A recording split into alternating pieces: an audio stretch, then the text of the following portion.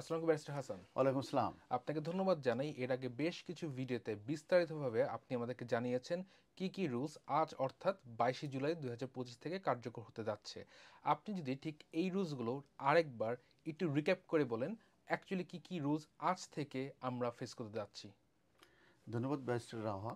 আমি একটু পিছনের দিকে যাই। আমরা জানি যে মে মাসের 12 তারিখে প্রথমে ইমিগ্রেশন হোয়াইট পেপার পাবলিশড হয় এবং সেখানে ইমিগ্রেশন রুলসের প্রস্তাবের ব্যাপারে প্রস্তাবনা আনা হয়।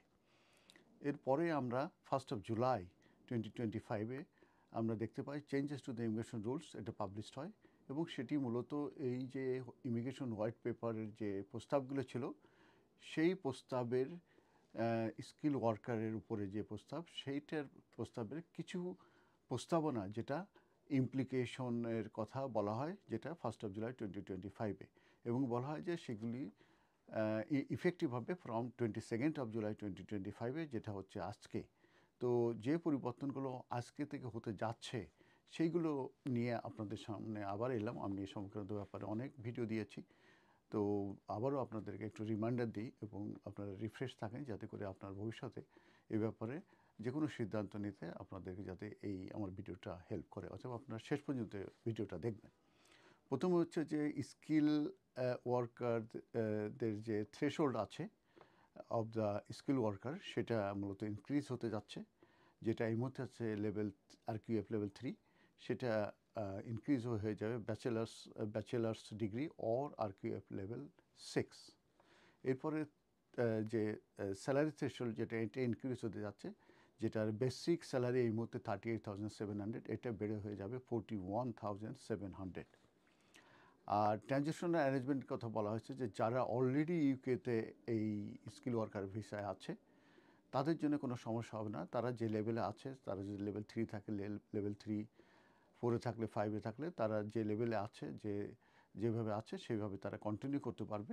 তাদের জন্য একটা ট্রানজিশন অ্যারেঞ্জমেন্ট দেওয়া হয়েছে, সেটা হচ্ছে আনটিল 22 জুলাই 2028 পর্যন্ত তারা তাদের যে ভিসা রিনিউ, দেয়ার ভিসা, তারা ভিসা রিনিউ করতে পারবে, চেঞ্জ অফ এমপ্লয়মেন্টে যেতে পারবে এবং সাপ্লিমেন্টারি এমপ্লয়মেন্টে তারা করতে পারবে যারা অলরেডি এদেশে আছে স্কিল ওয়ার্কার ভিসা সিন্স 2020। তবে এটা বলা হয়েছে যে এই যে যে যে ট্রানজিশনাল অ্যারেঞ্জমেন্ট, এটা কিন্তু ইনডেফিনিট পিরিয়ডের জন্য নয়, এটা তারা টাইম টু টাইম রিভিউ করবে। এরপরে আরেকটি পরিবর্তন যেটা আজকে থেকে ইমপ্লিকেশন হচ্ছে, 6135, 6136, যেটা হচ্ছে কেয়ারার ভিসা এবং সিনিয়র কেয়ারার ভিসা, যেটা ওভারসিজ থেকে আনা বন্ধ হয়ে যাচ্ছে, সেটা আজকে থেকে ইমপ্লিকেশন হচ্ছে। এবং এটা কারণ আমরা জানি যে ওয়াইড স্প্রেড যে অ্যাবিউজ হয়েছে এই দুইটা রুটে, এক্সপ্লয়টেশন হয়েছে এবং নন কমপ্লায়েন্স হচ্ছে এই সেক্টরে, সেই কারণে।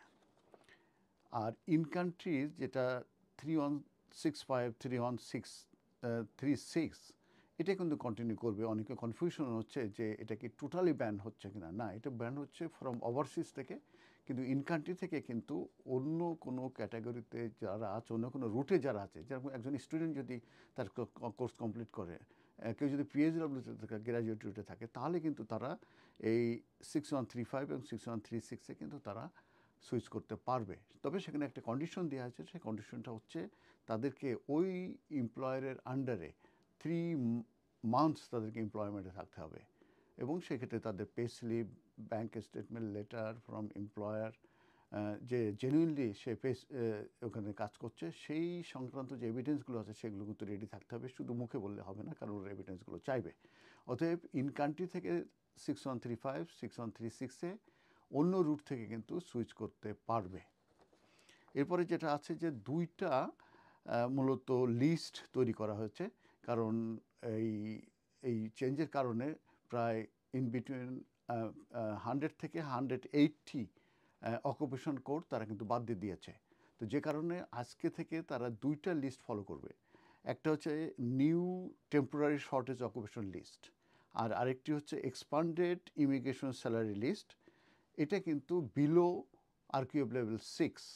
অতএব বিটুইন 3 অ্যান্ড 5 এর ভিতরে যারা জব মানে পেতে চান এইখানে, তাহলে কিন্তু এমপ্লয়াররা তাদেরকে কিন্তু হায়ার করতে পারবে। তবে সেখানে বলা হয়েছে যে এই যে দুটা টেম্পোরারি শর্টেজ অকুপেশনের এক্সপান্ডেড ইমিগ্রেশন স্যালারির কথা বলা হয়েছে, সেখানে 180 প্রিভিয়াস যে অকুপেশন কোডগুলো ছিল, রোলগুলো, সেগুলো কিন্তু ডিলিট হয়ে গেছে, অতএব এখন কিন্তু শর্ট হয়ে গেছে। এবং সেখানে বলা হচ্ছে যে 31 ডিসেম্বর 2026 পর্যন্ত এটা থাকবে এবং এটার উপরে টাইম টু টাইম তারা রিভিউ করবে। এরপরে যেটা আছে যে বিফোর 22 জুলাই যদি কারো ফেভারে কস ইস্যু হয়ে থাকে এবং তারা যদি অ্যাপ্লিকেশনটা পরেও করে, সেক্ষেত্রে কিন্তু তাদের যে 21 জুলাইয়ে যে ইমিগ্রেশন রুলস আছে সেটাই মূলত তাদের উপর ইফেক্টিভ হবে। এবং সেই কারণে তারা মূলত বিফোর 22 জুলাইয়ের যে রুলসটা, সেটাই তাদের জন্য অ্যাপ্লিকেবল হবে। দ্যাট মিনস তারা ওল্ড যে রুলস সেটার আন্ডার পড়বে। এই ছিল মোটামুটি আপনার, আমি সামারিগুলো বললাম, এছাড়াও এর ভিতর অনেক কিছু আছে। তো আমি অনেকগুলো ভিডিও দিয়েছি, আজকে এই ভিডিওটা দেওয়ার উদ্দেশ্য হচ্ছে যে এটা জাস্ট একটা সামারাইজ করা। অনেকে কনফিউশন হচ্ছে যে 6135 টোটালি বন্ধ হচ্ছে কিনা, যেটা আমি বলেছি না, ইন কান্ট্রি কিন্তু আছে, অন্য ক্যাটাগরিতে আসতে পারবে। তারপরে অনেকে মনে করছে যে স্টুডেন্ট কিংবা কোর্স কমপ্লিট করলে কিংবা গ্র্যাজুয়েট তাদের কোনো অপশন থাকছে কিনা, সেটা কিন্তু থাকছে, সব কিছু কিন্তু থাকছে, কিন্তু এটা টাইম লিমিটেডের জন্য থাকবে। অতএব আপনারা এ ব্যাপারে যে কোনো পদক্ষেপ নেওয়ার সময় আপনারা কিন্তু যে কোনো এক্সপার্ট লয়ার কাছে যান। বিশেষ করে কস্টে কিন্তু স্যালারি কিংবা জব ডেসক্রিপশন কিংবা অন্যান্য যে কোশ্চেনারি থাকে, এগুলো যদি সঠিক না হয়, সেক্ষেত্রে কিন্তু আপনাদের ভিসাটা কিন্তু রিফিউজ হয়ে যেতে পারে। ধন্যবাদ।